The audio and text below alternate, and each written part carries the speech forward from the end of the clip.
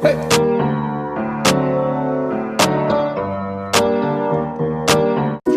guys! It's me, Pawi, and welcome back to my channel. So, ayan, meron na naman tayong bagong unboxing video. So, meron akong dalawang Althea box dito.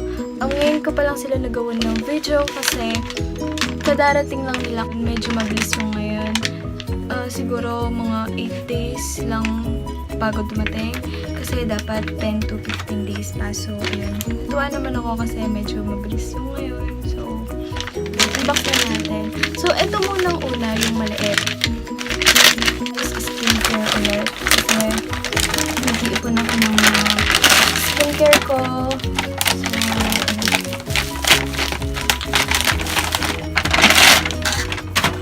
So, ayan. Hindi na siya holiday box.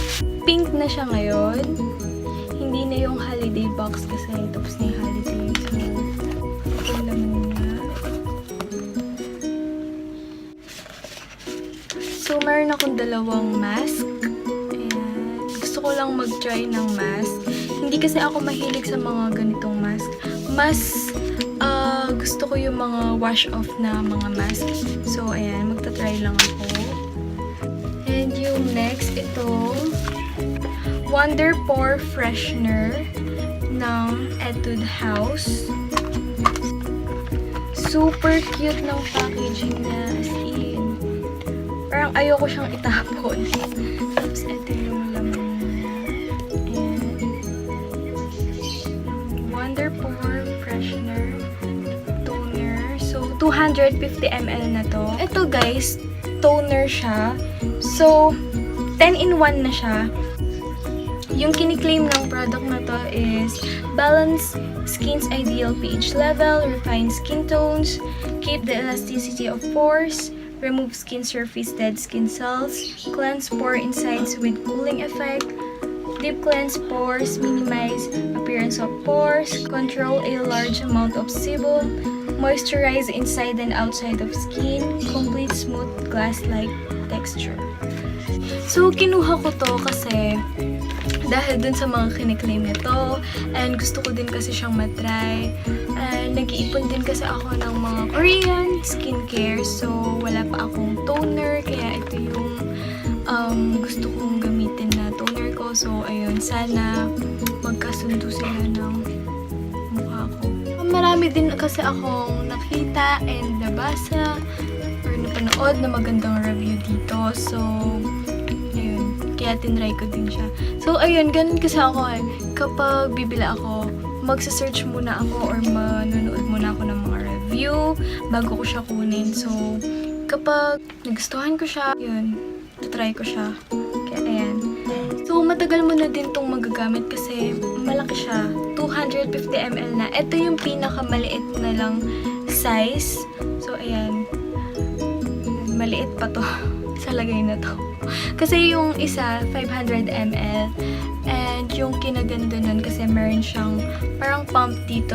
So, ayun. Tatry ko muna siya. Tapos, titingnan ko. Tapos, update ko kayo kung totoo ba yung kiniklaim ng product na to. Next naman is ito. Innisfree Jeju Volcanic Pore Cleansing Foam.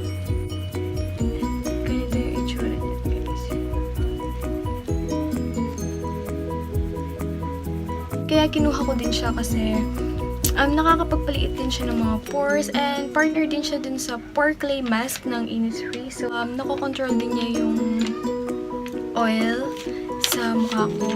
Na-try ko na yung neto, maliit neto. Kasi bumili na ako dati ng maliit neto, yung sample size niya. So, ayun. Kaya nagustuhan ko din siya kasi talaga nakokontrol niya yung mga oil sa mukha ko. Pero hindi naman yung totally nakokontrol niya na as in sobrang dry na ng mukha mo. Hindi naman. Nakokontrol niya yung oil sa mukha mo pero namo-moisturize niya rin yung face mo. Ganon. Nakakapagpalit din siya ng mga pores at nalilinis niya ng maayos yung face ko. Lalo na kapag nagme-makeup ako. As in, kapag ginamit ko to, tapos magto-toner ako, as in wala na akong makukuhang dirt dun sa cotton pad kasi nalinis na talaga lahat nito. As in, in, super love ko to. Next naman is ito. Innisfree Super Volcanic Pore Clay Mask. Ayan, kumuha ako nung sa Super na Volcanic Pore Clay Mask kasi ito talaga yung para sa akin, para sa oily skin. So, dun sa isang video ko na binanggit ko yung sa Jeju Volcanic Pore Clay Mask, yung pinakita ko dun, para yun sa mga dry skin. Ito siya. Ito yung unang kinuha ko. Tapos, ito naman yung ngayon. So, ayan, makikita nyo sa packaging pa lang na magkaiba sila. Ito, sobrang light lang na brown. Tapos, ito, parang chocolate brown na siya. Ayan. Tapos, ito yung itsura ng sa Super Volcanic Pore Clay Mask. Ayan. Dark din yung takip niya. Tapos, ito naman yung sa Jeju Volcanic Pore Clay Mask. Ayan, magkaiba sila. So, ito, namali lang ako ng kuha dito kasi akala ko dati, ito yung sa Super. So, ayan, click lang ako ng click kaya nakuha ko siya. So, hindi ko nabanggit dun sa video. So, ayun hindi. Actually, nabanggit ko siya kaya lang na-delete ko yung clip. So, ayan. So, guys, magkaiba tong dalawang to. Ito para sa dry skin, tapos ito para sa mga oily to combination skin. Ito yung para talaga sa akin. So, masyado kasi ako magaling kaya itong isa yung nakuha ko. So, ayan, kumuha ko nung sa Super. Kasi, guys, super ganda talaga nito. As in, ito, halos pareho lang naman sila ng mga benefits. Kaya lang kasi, ito kasi, 6-in-1 na siya. Tapos ito, 3-in-1 siya.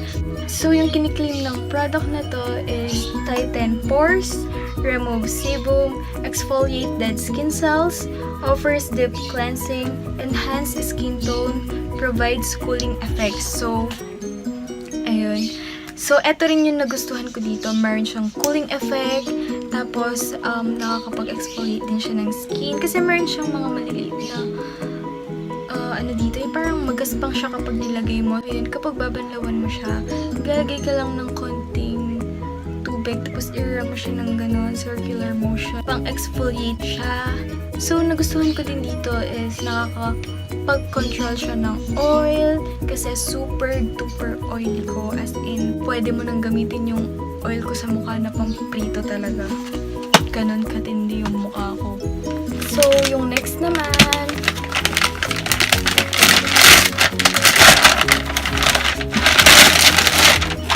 nagkalat na ako.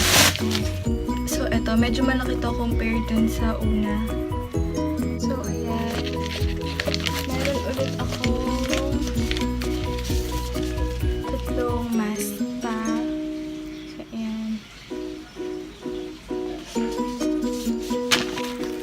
Tapos, next, unahin na lang muna natin ito. So, ayan. Meron akong dalawang concealer. So, ito yung sinasabi ko na the Saem Tip Concealer. So, kumuha ko ng dalawa. Isang shade na number 1 and 1.5 kasi hindi ko alam kung alin yung shade ko dun sa dalawa. Kaya, pareho ko na lang silang kinuha. So, and ito yung swatches nila. Ito yung 1.5 tapos ito yung shade number 1. So, ayan, masyadong maputi sa akin yung shade na number 1. Gagamitin ko yun sa under eye ko para pang brighten up din ng under eye ko. So, ito yung gagamitin ko pang conceal ng mga dapat kong i-conceal. Siguro sa next video ko, ito na lang yung gagamitin ko para mapakita ko rin sa inyo kung full coverage nga ba talaga sila. Kasi yung matte concealer na to, super, as in, super duper full coverage siya. As in, nagustuhan ko talaga siya. Kaya kumuha din ako neto. Kasi madami nagsasabi na mas full coverage to. Okay, so yung sunod naman is ito. Moly na Backgel Gel Liner. Kinuha ko is yung black kasi yun yung madalas na ginagamit ko. At ginagamit ko din na pang kilay kasi gel liner. Tapos black din. So, ito yung nakikita ko palaging ginagamit ni Pony.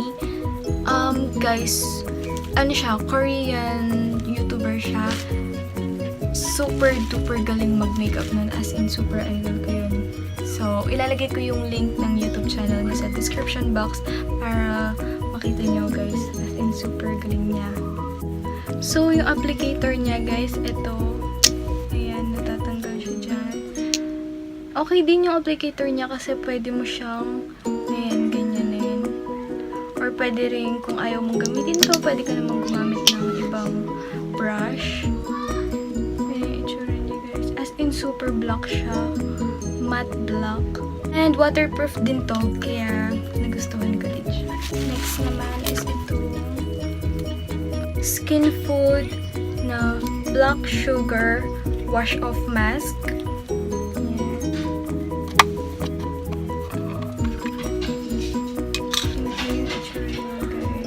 So, pang-exfoliate din to. I-apply mo lang siya after mo mag-facial wash. After mo mag-oil cleanser, facial foam, tapos third step siya ng skincare mo. I-apply mo lang siya. Maglalagay ka lang ng konting tubig sa face mo. Parang bisik-bisik lang, ganun. Pwede rin pagkatapos mong mag-facial foam, nagbanlaw ka na, huwag mo nang pupunasan. Maglagay ka na agad ng black sugar na wash-off mask. Tapos, kuha ka lang ng konti, tapos air mo lang siya ng gano'n. Hintay ka lang ng 15 minutes, tapos banlawan mo na siya. So, ito guys, pang-exfoliate to. So, nakakatanggal siya ng dead skin cells, nakakapag-tighten ng pores, nakakasmooth ng face. Nire-rave to ng mga gumagamit ng Korean skincare. So, kinuha ko din siya para matry ko. Next naman is ito. Ito muna.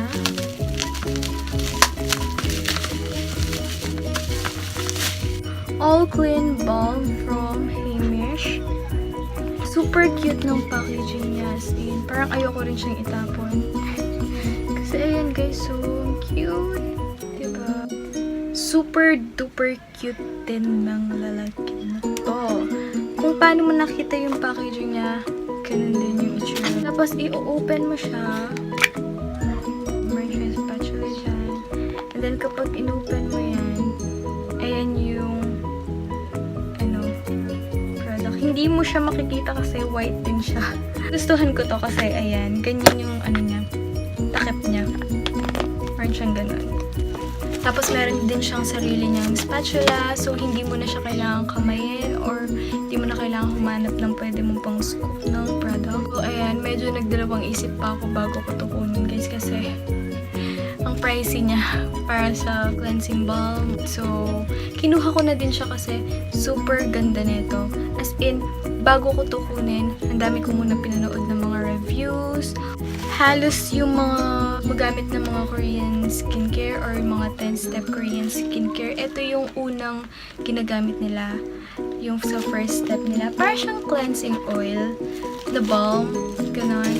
So, ano siya, kapag kinuha mo siya, tapos in-apply mo siya sa mukha mo, natutunaw siya. Natutunaw siya, nagiging oil siya. Tapos, meron na din siyang cooling effect. So, kapag babanlawan mo na siya, kuha ka lang ng konting tubig. Tapos, parang babasain mo lang ng konti yung face mo para maging milk siya. Kinaganda din kasi nito guys, kapag in-apply mo siya, parang siyang oil cleanser. Tapos, kapag binasa mo, parang siyang milk na cleanser, ganon. So, yung milk na yung parang nakakapag-smooth din ng face mo. As in, natatanggal na ito lahat. As in, lahat. Ito yung mga waterproof na makeup mo. Pati yung mga glue na nilagay mo kapag naglagay ka ng false eyelashes, lahat natatanggal niya. As in, natutunaw niya lahat. As in, yun. Super, duper ganda nito guys. Yung next naman, ito yung last na. So, syempre, hindi mawawala yung Nature Republic na Aloe Vera Soothing Gel. So, guys, ayan, ulit-ulit kong sasabihin sa inyo na super duper favorite ko to. As in, hindi siya mawawala sa skincare ko. Kasi as in, sobrang lambot, sobrang sarap niya sa feeling. Grabe. As in, alam mo yun, yung kapag matutulog ka na gamit to na sobrang haggard mo, tapos paggising mo, kahit napuyat ka pa, as in, hindi ka mukhang puyat, nababrighten up niya yung face mo, tapos sobrang kinis niya pang tingnan after mo siyang banlawan, tapos super duper lambot pa, as in, natatanggal lahat ng dry patches mo, nakakaalis din siya ng pimples. So, ayan, super duper love ko talaga to. guys, try nyo to. Kapag na-try nyo to, magiging favorite nyo na din to. Guys, sa mga nagtatanong pala sa akin kung magkano yung isang box sa Althea, hindi siya nabibili ng isang box. Ano lang, ito lang yung parang packaging ng Althea. Ito yung parang lalagyan ng Althea, ganun. Pero meron naman silang set, yung Althea box nila, pero limited lang yun. So, sa ngayon, halos out of stock lahat kasi limited lang yung mga Althea box. Guys, yung Althea Korea, ano yun, nagbebenta siya ng mga authentic na Korean products. Korean products lahat ng binibenta nila. So, yun, makakasiguro ka na authentic yung products na bibilin mo kapag sa Althea ka bumili. Kasi 100% authentic talaga yung mga products na binibenta nila. Mababa din sila magbenta compared sa ibang shop. Okay guys, ilalagay ko na lang lahat ng price ng mga to sa description box, pati yung link ng Althea, and yung link ko din. Kung gusto nyo makakuha ng 200 pesos discount, sign up kayo dun sa link ko. Ilalagay ko siya sa description box. Tapos, sign up kayo dun. Kunin nyo yung code dun. Kapag nag-order kayo sa Althea, ilagay nyo dun sa final checkout yung discount code para meron kayong 200 pesos discount. Okay, so, yun lang guys. Thank you for watching. Please don't forget to like, comment, share, and subscribe.